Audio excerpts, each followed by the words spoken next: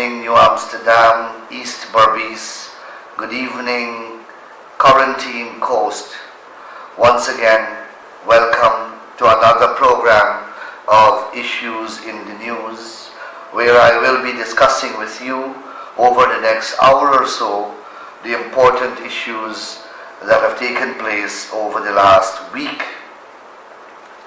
I want to begin by extending belated emancipation greetings to all Berbicians and of course all my brothers and sisters in Region 5 as well, more particularly my Afro-Guyanese brothers and sisters.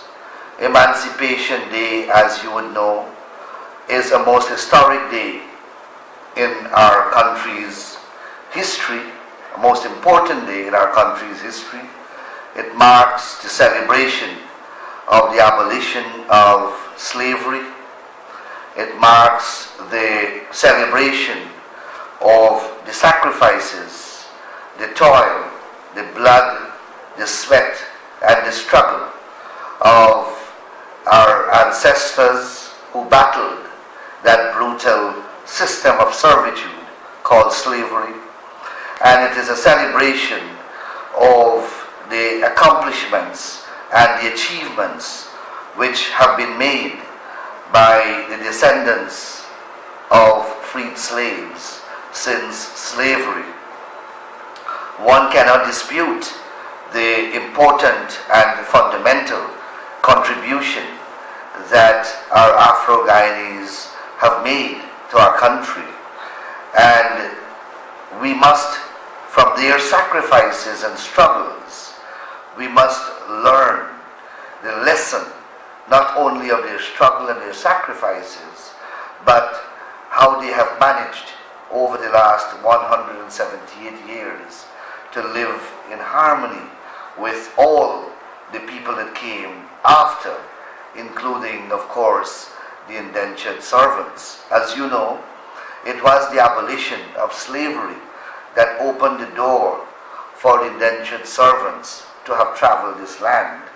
And when the indentured servants first landed here, the colonial masters used the divide and rule tactic to create a rift between the indentured servants and the freed slaves at the time, because they wanted to control the indentured servants and to keep the freed slave off the plantation. So they minimized the interaction and sow the seeds of discord.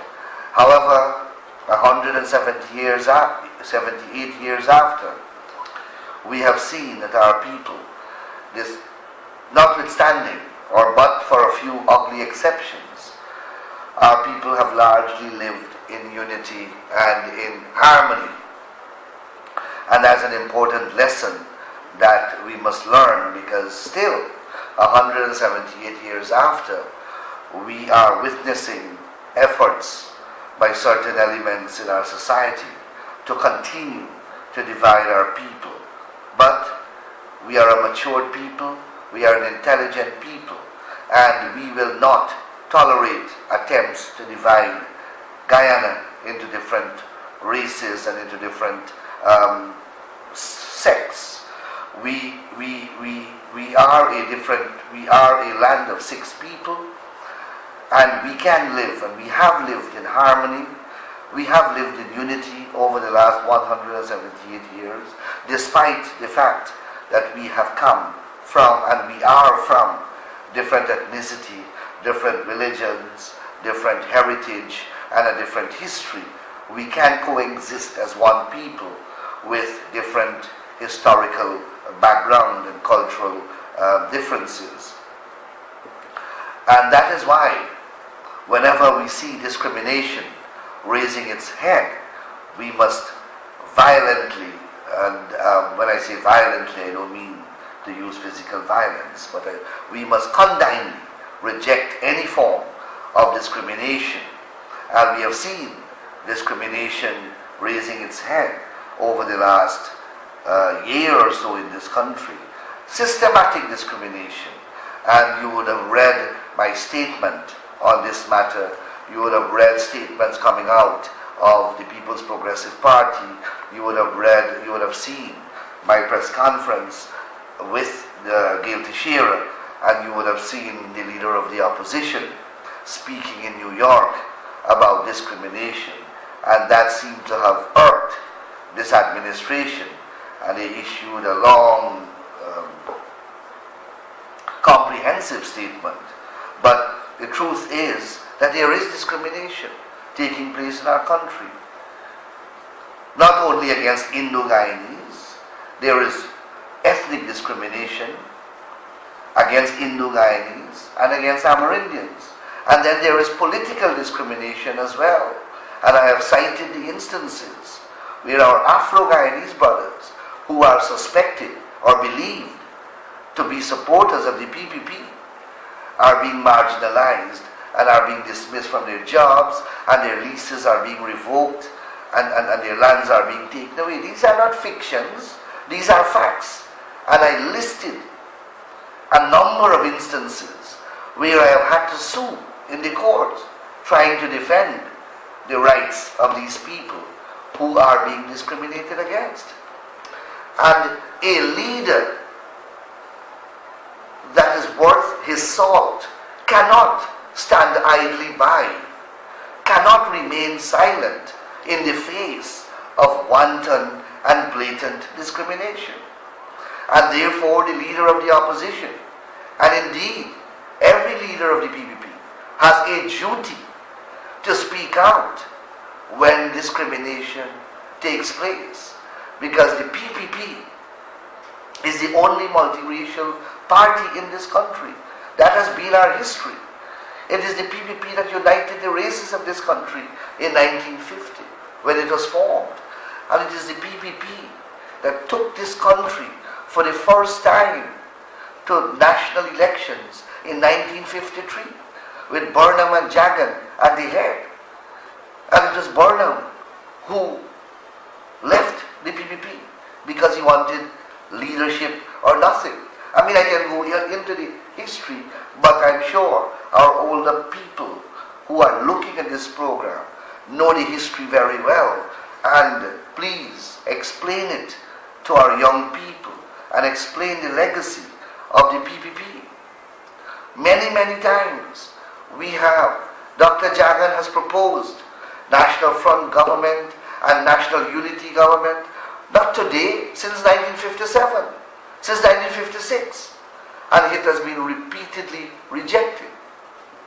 But that issue is a matter for another program, because that alone I can speak on for several hours, and we don't have that kind of time available. But the good news is, for the people of Region 5, I have seen the President speaking at Ithaca, and has made a call for the regional chairman and Carol Joseph to shake hands and to reconcile their differences. And Carol Joseph and the regional chairman shook hands on August the 1st, and hopefully that will bring an end to the turmoil that has affected that region and that has prevented the Regional Democratic Council from delivering goods and services to the people of Region 5.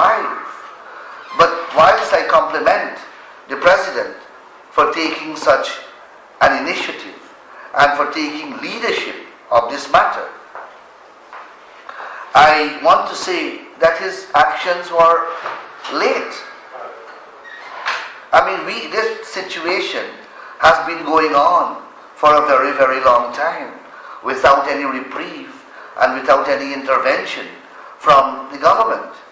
It's only when it reached crisis stage that the President intervened, and significantly, it is only after I submitted a motion to be debated at the next sitting of the National Assembly, that's Thursday coming, calling upon the National Assembly to condemn the behavior of the APNU AFC councillors and to demand that they work together and they stop their unruly behavior, that the President sought to intervene. I submitted a motion Friday last to the National Assembly, signed by me and seconded by Gail Teixeira, in which we are going to debate the behavior of these councillors in the National Assembly Thursday.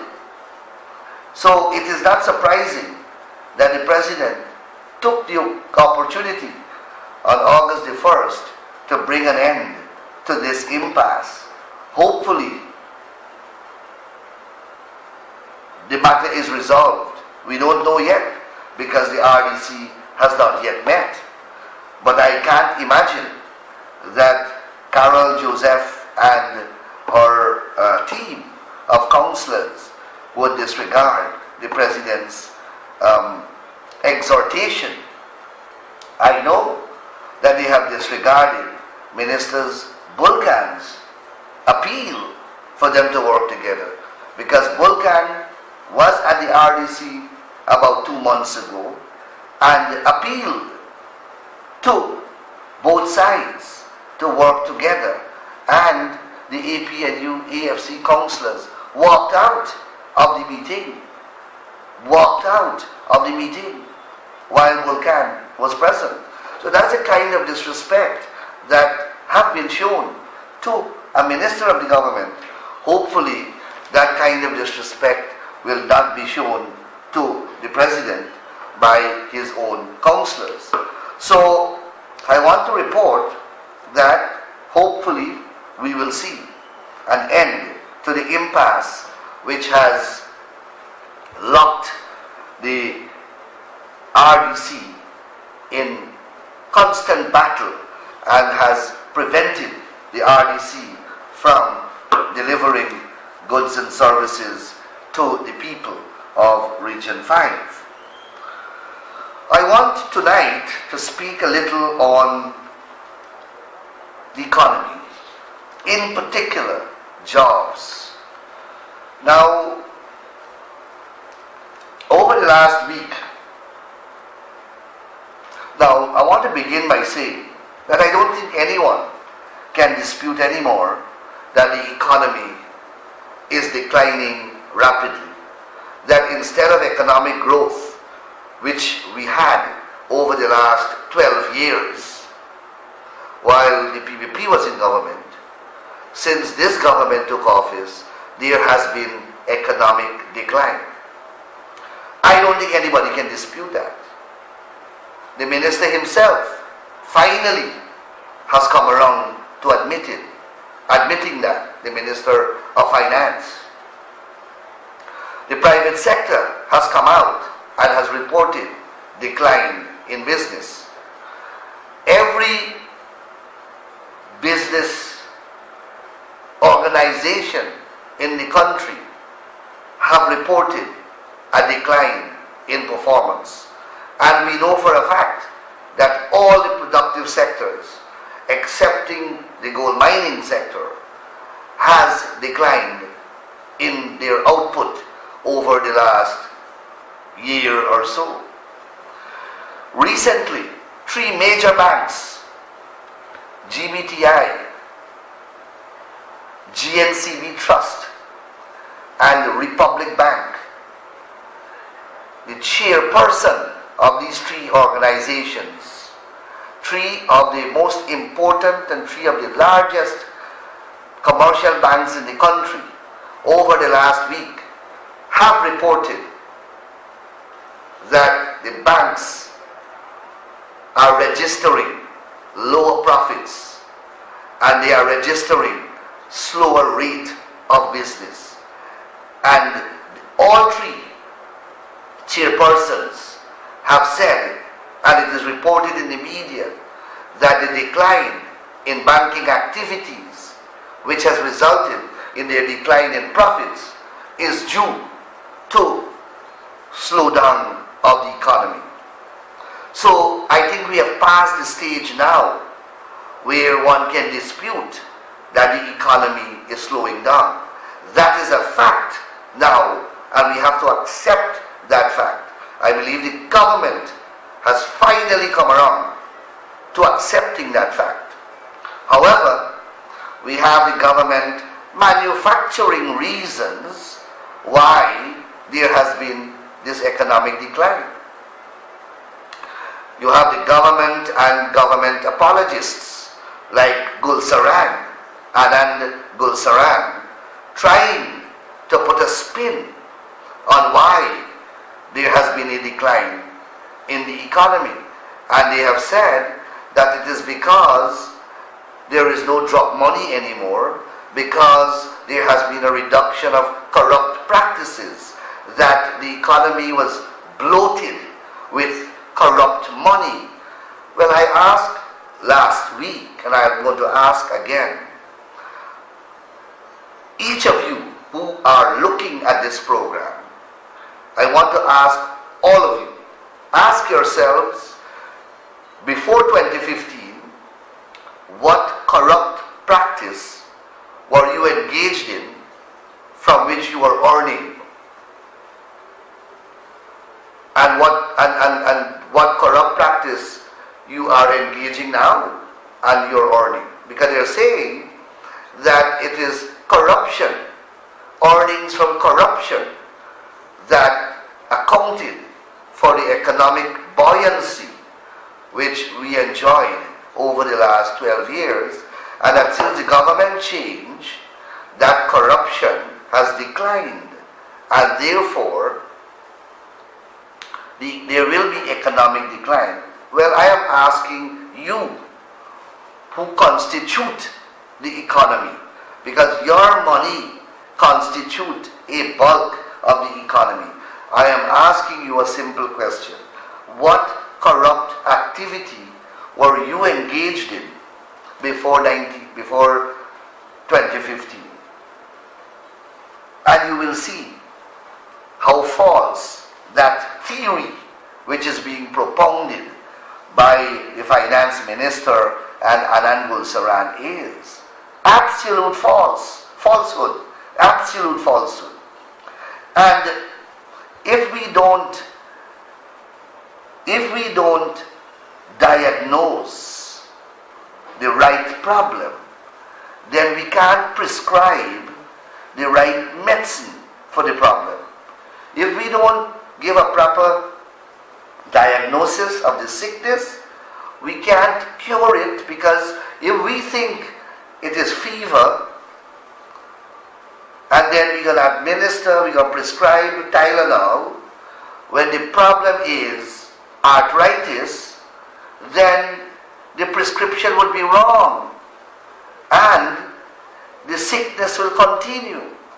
So I have been saying in articles which I am writing that unless the government accepts the reason for the economic decline, then we will never be able to prescribe the right remedy.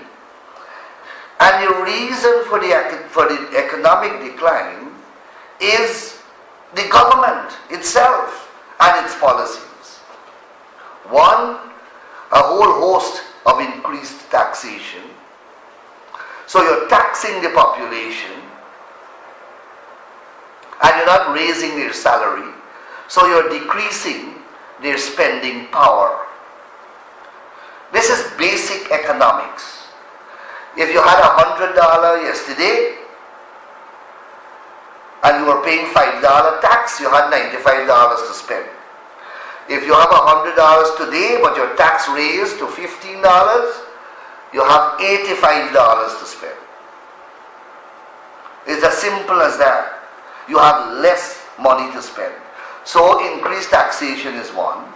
Two, lack of or failure to attract foreign investments. It is the role of a government, more so a government in an economy like ours to ensure that we have investments, both local and private, local and foreign. And you have to create the atmosphere and the environment that will attract this investment. How do you do that? You create encouraging atmosphere. You give concessions. This government is moving to abolish the regime of concessions which we had in place to attract investment. Nobody is going to come to Guyana to invest unless you make it attractive for them to come here. And I have given all the reasons why. We have a high crime rate. We have a small unskilled population. We have poor infrastructure. We have high cost of energy. We have a poor bandwidth system. We have a crime rate that is unacceptably high. We have a cost of energy that is 5 times the cost in most countries around us. Those are only some of the discouraging factors.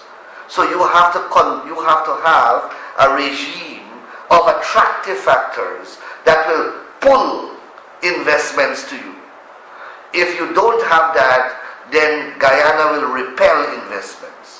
When we repel investments, we repel money circulating from the economy, and we repel job growth. And that is an issue that I want to talk about, but I'll get to that. And another reason why we are declining as an economy, economically, is because of the anti-business type policies that this government is bent on implementing. Container taxes, harassing people at the wharves, where you're subjecting businessmen to 100% examination of their container. There are certain things that you have to turn a blind eye to as a government. You can't want to tax everything, because if you do that, that tax will be passed on to the consumer, and the goods will become beyond the reach of the consumer. If you want everybody to pay 100% duty on all the items that they are bringing into the country, then the businessman is not going to bear that burden. He's going to pass it on. So the $100 t-shirts will become $200. The $500 shirts will become $1,000.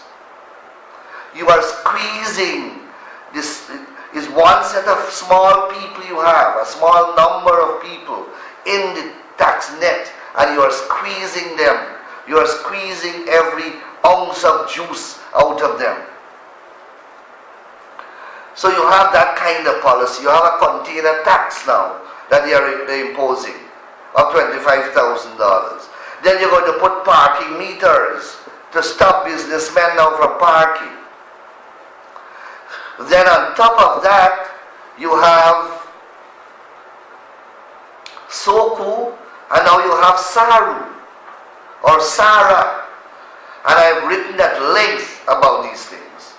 Soku is an organization that is terrorizing people, that people are afraid of.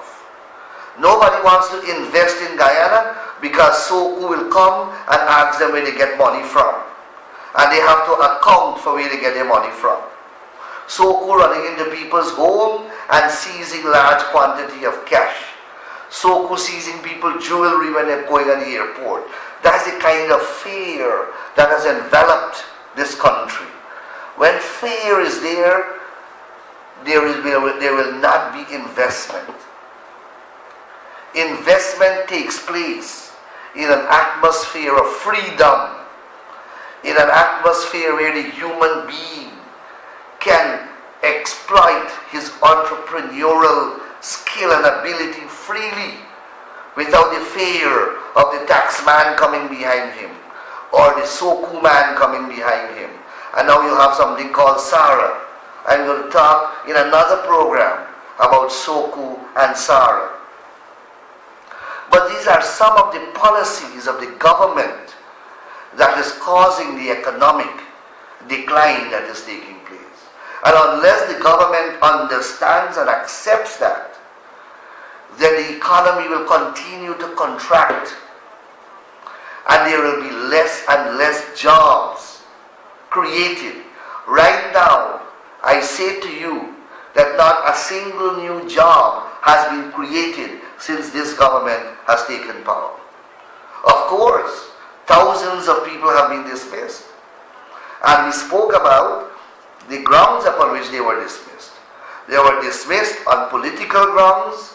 They were dismissed because of race. They were dismissed because of ethnicity. They were dismissed because of political loyalty. And guess what?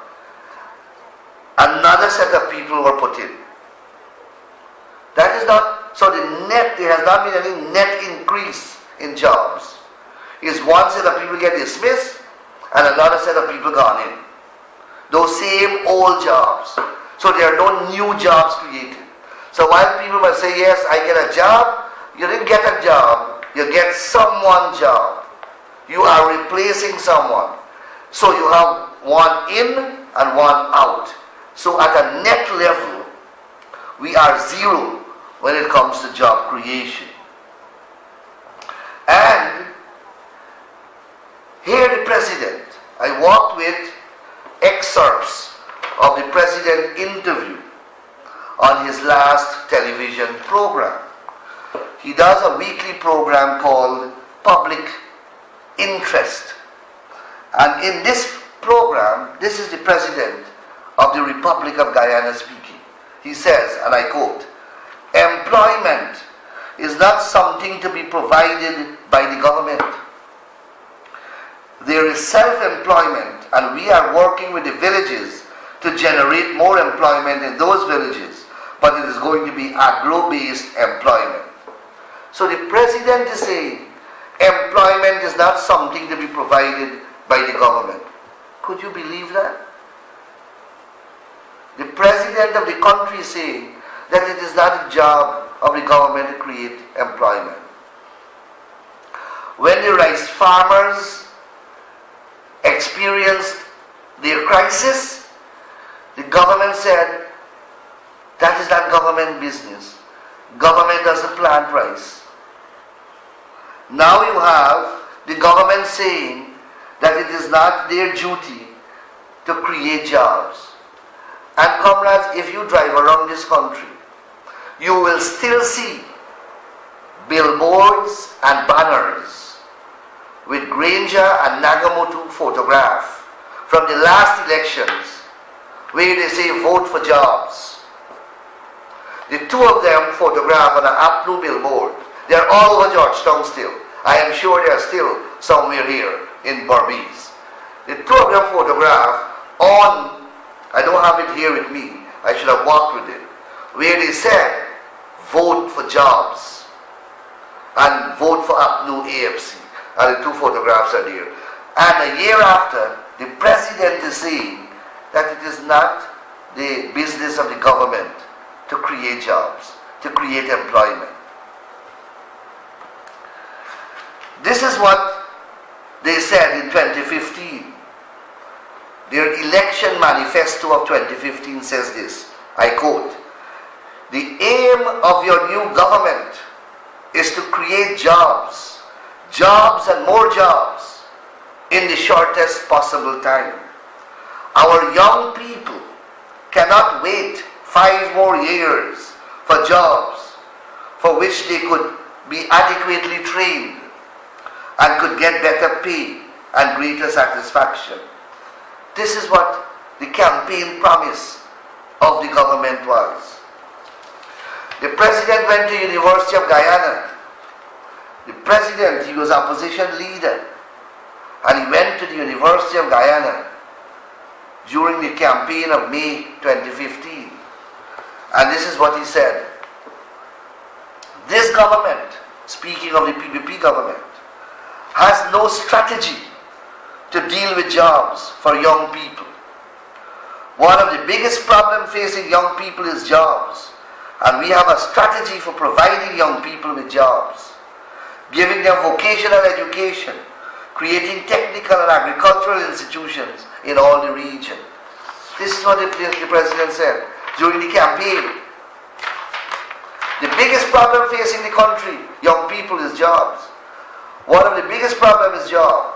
And we have a strategy. We, the APNU, AFC, have a strategy of providing young people with jobs. Fast forward 2016, the president is telling the young people of this country, it's not a government job to create jobs. Is that our functions?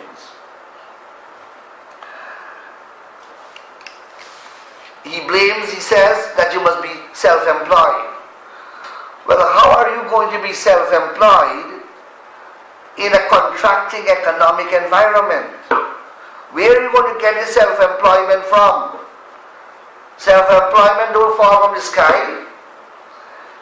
The atmosphere has to be created to generate the self-employment, to generate opportunities for people to become self-employed.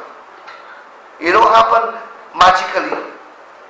So a government's role is not only to provide jobs, but also to create the environment so that jobs can be created by the private sector and by people themselves. But the government has to create that environment. And it is the environment that will conduce to the creation of jobs. You have to bring in investors. You have to allow the private sector to expand.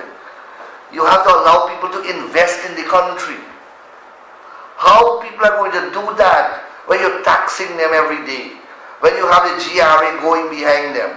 When you have SOCO intimidating them and seizing their properties?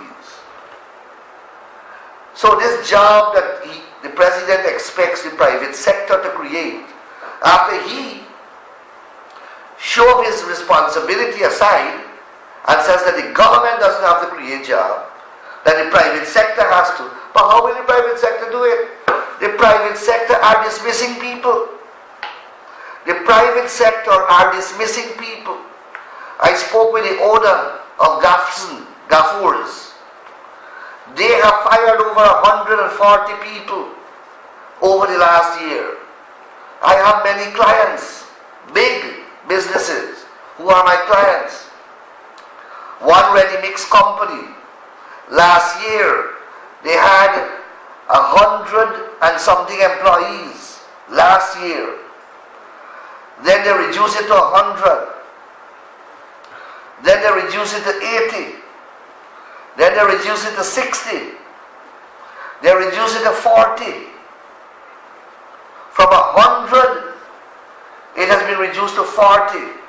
And they still have to fire more people in 1 year time.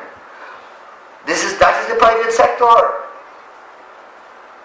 That is the private sector. The private sector is not given an opportunity to grow, to even function. So how the private sector will create jobs? And the president speaks about the agro sector. The agro sector of this country cannot grow without cheap power. Because we have to move from primary agro to processing. We planting enough in the country. We can't eat what we consume. We can't consume what we grow. Go to any markets, ask the vendors, the farmers in Blackbush.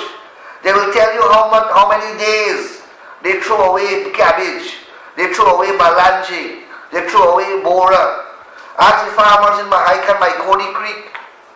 They will tell you how many days they throw away tomatoes because there is no market for it. Go to Mahika Stellin and you will see how much vegetables are dumped in the river. Go to Stabrook Market, you will see how much vegetable dumped at the back of the Demerara River, at the back of the market. Food is being thrown away in this country because, why? We produce too much for our own consumption and we have no ability to package and process the rest. Why? Because we can't build the factories that are required because of the cost of energy, because of the cost, GPL, the power too high. And that is where Amila Falls would have solved that situation. So the president can't speak about agro growing the economy when he killed Amila Falls. When they cut Amila Falls out of the budget, they condemn the people of this country to 50 years of poverty. That is the truth. They condemn the young people to a life of poverty. That is what they did when they killed Amila Falls. Because Amila Falls would have addressed that same thing that he's speaking about. That agro-industry must generate jobs. Yes, agriculture is what has to take this country out of the state of poverty we are in. But agriculture alone can't do it. You have to have cheap power to allow the agro-industry to flourish, to move from planting to processing, so that we can process the food and sell it to the Caribbean and to North America, where there are huge markets. Now, if you try to put Baji and Bora and Baigan on a plane and sell it, by the time it reaches America, it's spoiled. Because it's not properly refrigerated. Because we don't package it properly. It has to be packaged. And when we have factories, then we will have aircrafts that are designed to carry it quickly. Right now there are only 2 planes working, carrying cargo, or 1 plane coming here once a week to carry cargo to the United States. That can't work. We must be able to process the pepper sauce right here in large quantities. We must be able to convert the fresh fruits into organic juices. We must be able to process the lettuce and the cucumbers so that we can send them fresh to North America and the Caribbean. We must be able to convert all the fresh juices, fruits, into juices. That is how we will grow the agricultural industry. That is how we will grow. We have to move from primary processes to industrialized processes. So that is in relation to what the president is saying. Having killed Amila Falls, he has killed the ability of the country to create these jobs. So we are going to stagnate and stagnate further. But I also want to deal with the role of the government, because the president seems not to understand that a role of the government is to create jobs, both directly and indirectly. A government does that directly by specifically have initiatives designed to create jobs, as a first thing. So every government has to have initiatives which are designed to create jobs, designed just for that, just to create jobs. And that is why governments run training programs and so on, apprenticeship programs. So you have government initiatives to create jobs. Then every government, through its capital programs and infrastructural developmental programs, create jobs. They create jobs. So when the government has to do 1,000 roads in 1 year, it creates jobs. Then you have policies of the government in extending services and extending facilities to its people. By so doing, it creates jobs. For example, the housing drive. We created thousands of jobs in this country through the housing drives. How? We allocate the house lots And thousands of people were contracted to build, not only by the government, but by private people, because when you get a house lot, you have to go and get a loan, then you have to go and get a carpenter, and that's how the thing continues to spin. Every house that you see built in a new housing scheme would have created 20, 30 jobs. 20, 30 jobs, each house in a housing scheme. Because if you check the truck driver and the porter with the sand, then the sand pit owner, that's just a sand and 3 jobs created right there. The driver, the porter, the sand pit owner. 3 jobs created. Then you have a group of carpenters numbering about minimum 6 who will build the house. That is 6 jobs created. And I can go on and show you how the housing policy created thousands of jobs. So I want to say all of that to show you how philosophically the president is wrong, and he has the wrong philosophy, and that is why jobs will not be created, because this government doesn't see job creation as a duty of theirs. And then you have government creating jobs indirectly. That is where they create the atmosphere and the environment for the private sector to grow and to expand. When the private sector grows and expands, it creates jobs as a natural consequence of its growth. Take President Obama, a man who understands the role of a government in the creation of jobs. In fact, there is no other president or no other head of state in recent times that have spoken more about the government's role in terms of job creation than President Obama. None. President Obama, remember when he took office in 2009, it was just after the 2008 Great Recession, where millions of jobs were lost in America. Millions. Over his tenure, from 2010 or 2009, thereabouts, to 2015, President Obama has created, his government has created over 14 million jobs. 14 million jobs. Through job initiative, just by the government alone, and through in partnership with the private sector. Obama passed an act in the Congress called the Job Act. The whole purpose of the act, that's a law to create jobs. For example, he did repairs to over 3 million schools, creating a whole host of jobs and bridges.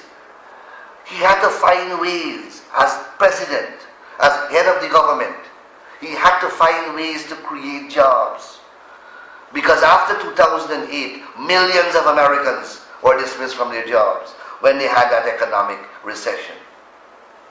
I say all of that to establish to you how out of sync with reality this government is. And that is why we are in the economic dilemma that we are in. Because this government, for example, as I've been saying, does not see that it has a duty to create jobs. Such a fundamental function, and the president says it. So, let us deal with how they deal with the young people, because they went to the University of Guyana and they promised the UG students jobs as soon as they graduate. I read from the president's speech where he said how his party understands how important it is to create jobs. That's what he said out of government to the UG students. They are not creating jobs for the UG students, and guess what they are doing to them? UG students, defaulters, face travel ban. So they are not creating jobs for the UG graduates. And when the UG graduates seek to get job elsewhere, they are imprisoned in the country. They are being imprisoned in the country. You're not creating jobs for them. You already lied to them. You already lied to all the young people in this country. And now when they try to leave to find jobs somewhere else, you blacklist them at the airport. And guess what? Even the blacklisting they can't get right. Because the Constitution of Guyana is the supreme law.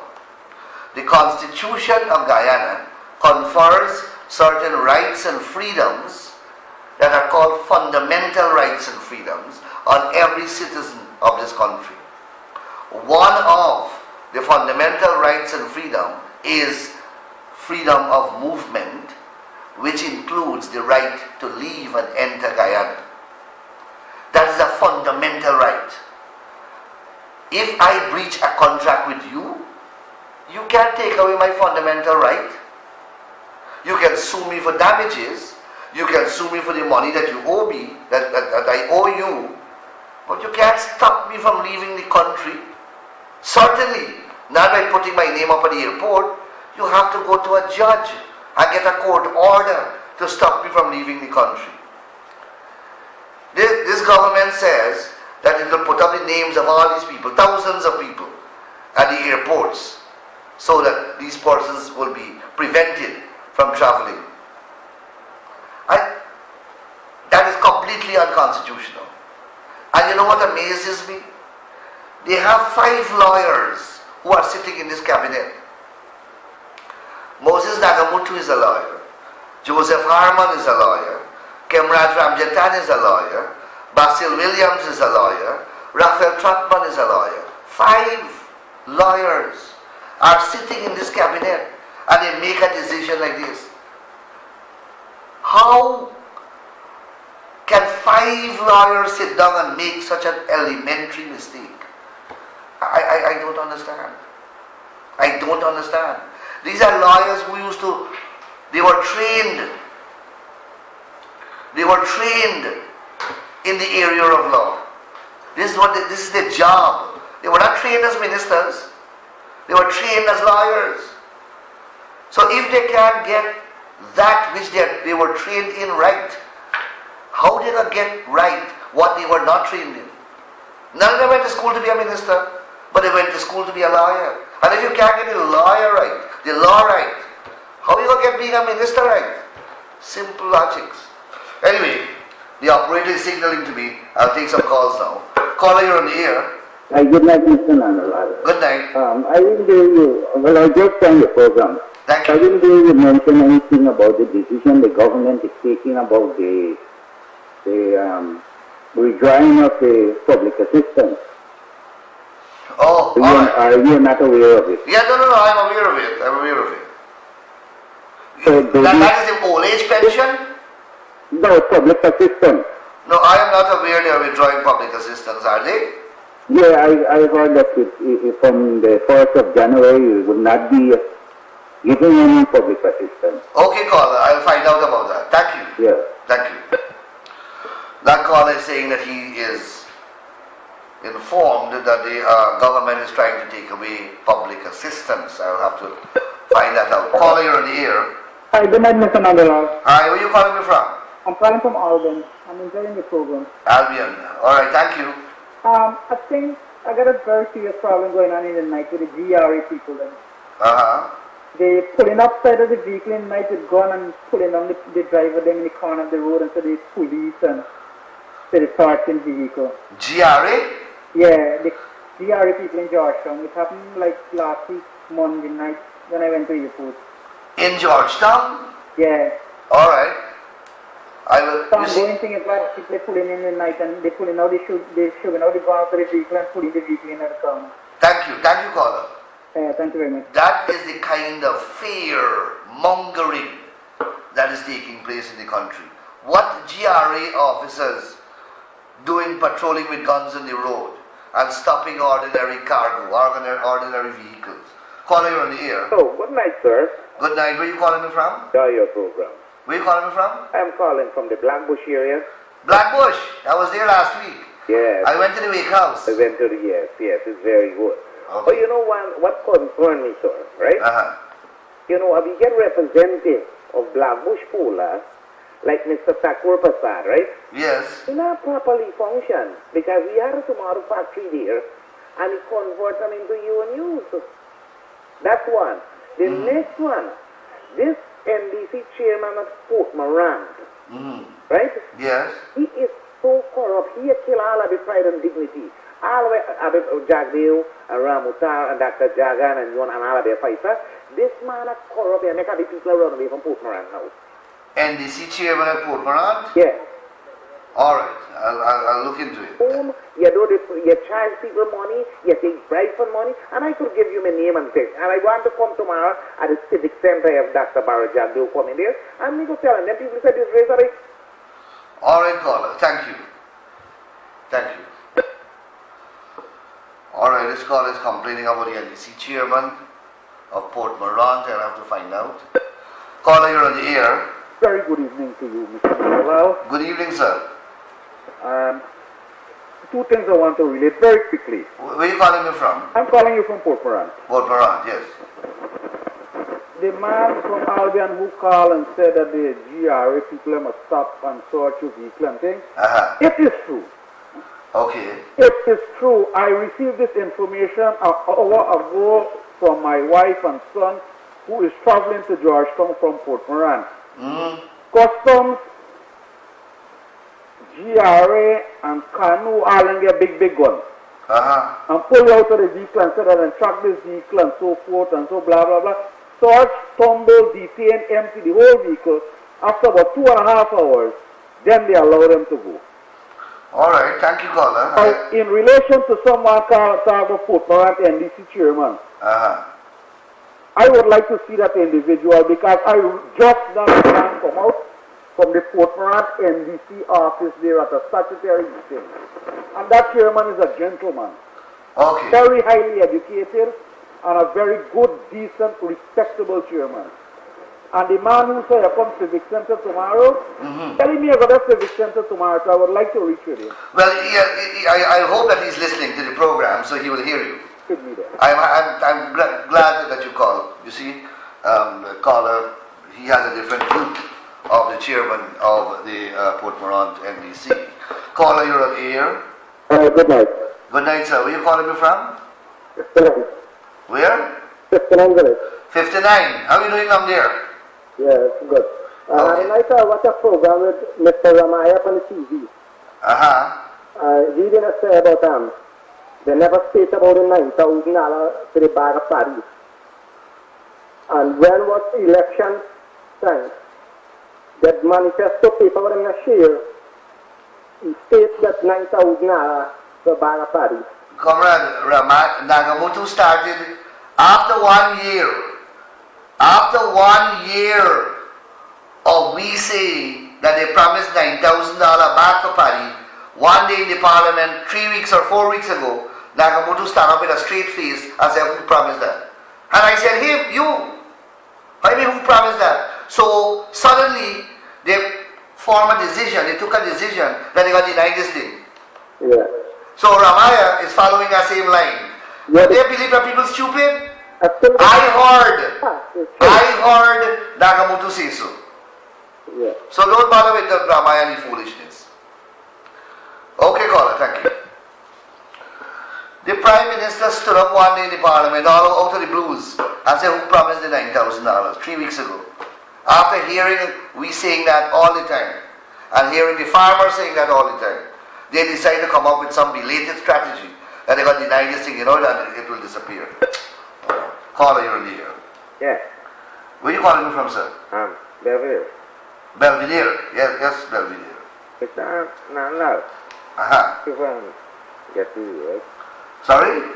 I can get to you for the program. Yes. I want to make a point, right? Well, you got to hurry up and make your point. Yeah, by big post office here.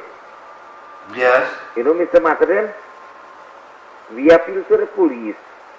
We want to put, prison station by the post office here. You want to put what? What they have to say, Okay, the people cross on the road. You want to put a pedestrian crossing? Yes, sir. Exactly. Yes. And Mr. Martin, when they go there, we appeal to the New Amsterdam police station. Yes. Said we are put by the plane. All right, caller. Thank you. I get a picture. And I will ask the NDC and the RDC to intervene. And you talk to Mr. Martin when they go there. Western Union there. All right, thank you, caller. This caller is saying that they want to put somebody from the NDC in the area, Nig Post Office area. The caller is asking that a pedestrian crossing be put there. Could someone looking at the program from either the NDC or the RDC please explore the possibility of putting a pedestrian crossing? I mean, I'm sure that there are factors that you have to take into account before you make such a decision. So please, caller, you are on the air. Hi, good night, Mr. Anurag. You gotta slow down your television, lower it down. I want to tell you about the show workers. Yes? The union is not doing anything with the show workers. Right? They're in a trap. The union, nobody's show workers, but out of trap. The union don't look at the show workers. Since April month, the show workers out of job. Did the union do anything about it? No, but what can the union do about it? No. No, I know. What can the union possibly do about it? What? What can the union do about it? The sugar workers have a big problem at when you go at the bottom, they can do the amount of work they got to do. No, No representative to represent them. You're talking another thing, man. Well, what do you want to All right, caller, I got a signal. I have to go now. Sorry, right? Caller, you've begun by saying that the union are representing because it's out of crop. And then you go on to something else. Conditions at the back down. Anyhow, I'm running out of time. I'll take one final call. Caller, you're on the air. Yeah, good evening. Good evening, sir. Yeah, I'm calling to in connection with the local government election, right? Calling from Ireland, so you need to know. You're gonna get? To know. You're gonna get paid? Yeah. Who's supposed to pay you? You get a guy by a board. Pay you for what? The local government election you work on the day. You work as what? A polling agent. For which political party? PVP. PVP? Yeah. Well, you have to find the people who would have hired you to work. The man going overseas and said then if you get a check and I don't know, the route every day, Monday, Tuesday, next week get a check and I don't know. All right, I will call after this program. Thank you very much, caller. So, yeah. All right, this is where, unfortunately, I have to say goodbye. An hour has flown by so quickly. When the program gets interesting is when the time comes to an end. But everything comes to an end after a while. So this is where I have to say goodbye. We have had a very good program, I think. We have taken several calls and we have discussed many important issues. Once again, I want to say thank you very much for spending the last hour with me, and I want to wish you all the best for the coming week. Thank you very much, and until we see each other again next Tuesday, have a great week. Thank you.